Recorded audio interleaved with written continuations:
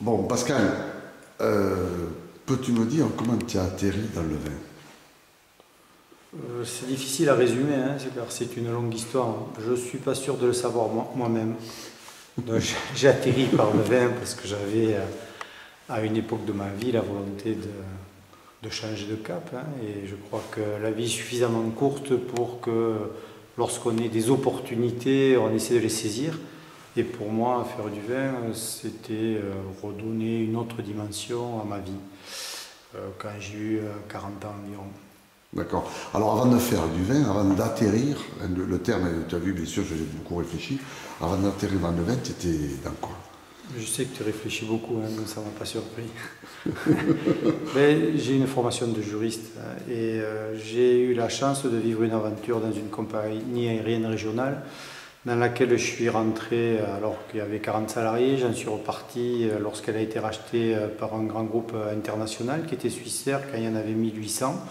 Et j'ai vécu donc une grande aventure, pour ne pas dire une épopée à notre mesure humaine, qui était assez formidable. Mais après, c'est pratiquement 18 ans d'activité intense dans le monde des affaires. J'ai souhaité revenir un peu plus vers le terroir, les racines, et je dirais nos origines et notre ADN peut-être.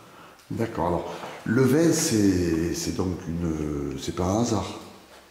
Non, c'est pas un hasard, parce que je crois qu'on a la chance dans cette région de faire du vin depuis plus de 2000 ans et qu'on le porte tous en nous, hein. Donc le vin, c'est notre histoire, c'est notre patrimoine, c'est notre culture, c'est tout sauf un hasard.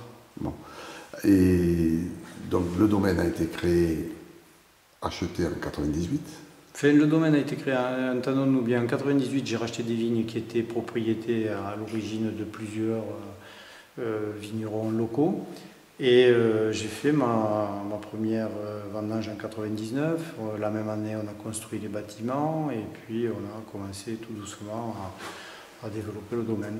Alors pourquoi Jonquière?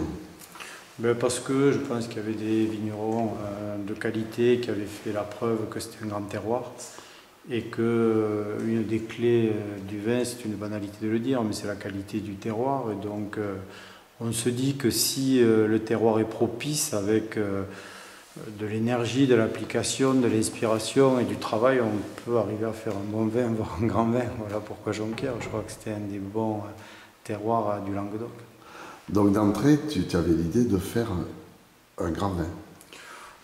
Non, j'avais l'idée de faire un vin qui ressemble à un peu l'idéal que je me faisais du vin, hein, mais j'ai toujours vu le vin dans une dimension qualitative. Je crois que c'est un moyen d'expression fondamentalement le vin.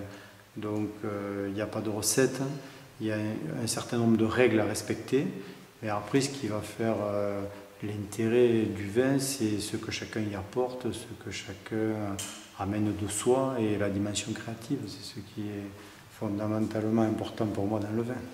Donc c'est un moyen d'expression au même titre que l'écriture. Pas forcément, ça serait ambitieux de dire ça et peut-être un peu présomptueux. Je dirais au même titre que la cuisine, par exemple, hein. Si on donne les mêmes ingrédients à 4 cuisiniers, avec la même recette, ils feront 4 plats différents parce que c'est un domaine où le ressenti, quand on le fait artisanalement, hein, naturellement, où le ressenti, où la prise de décision, où la sensibilité de chacun importe énormément, même le caractère, hein, je veux dire, il y a des décisions qui se prennent ou qui ne se prennent pas en fonction du caractère de chacun. D'accord, mais enfin, chez toi, on sent quand même la volonté d'écrire une page, enfin de marquer, d'avoir, tu suis ton chemin, je veux dire. Ouais, je dirais, pour paraphraser Flaubert, il disait que tout l'art d'écrire consistait dans le choix des mots, hein, ce qui est un joli clin d'œil. Moi, je dirais que tout l'art de faire du vin, c'est de choisir le bon endroit, les bons cépages et d'y mettre le travail suffisant. Bon, si on parle, de l'avenir, je crois que Léa, qui aurait dû être là, bon, rentre dans le domaine de façon très active. Oui.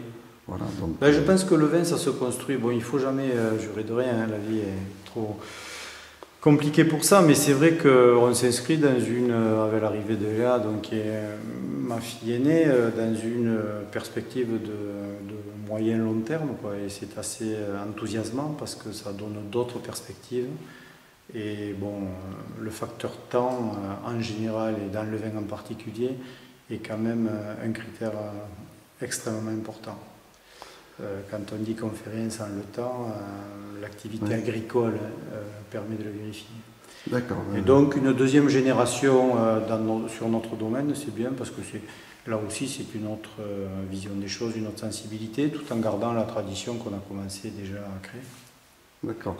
À ce propos, Jean Clavel donc, a écrit au début de son site cette phrase en latin, mais je vais la dire en français: le temps détruit ce qui n'est pas fait avec lui. Oui, je crois que c'est le temps ne respecte pas ce qu'on fait sans lui. Oui, d'accord. Oui, il y a beaucoup de déclinaisons sur le temps, effectivement. Mais. Donc tu te donnes le temps. Non, je dis que le temps reste et c'est nous qui passons à travers. Très bien. Lolita, je me tourne vers Lolita parce que c'est sa dernière visite de domaine. Hein. On en a fait quand même pas mal ensemble. Oui, près d'une quinzaine, dizaine. 10-15. Alors, je crois que vous écrivez beaucoup aussi. Oui. Dans et un blog. j'ai lu l'écriture 2007 la semaine dernière. 2007 Ouais. Ah ouais, mais c'est rare. Hein. Ouais. C'est rare parce que je la diffuse encore de façon confidentielle.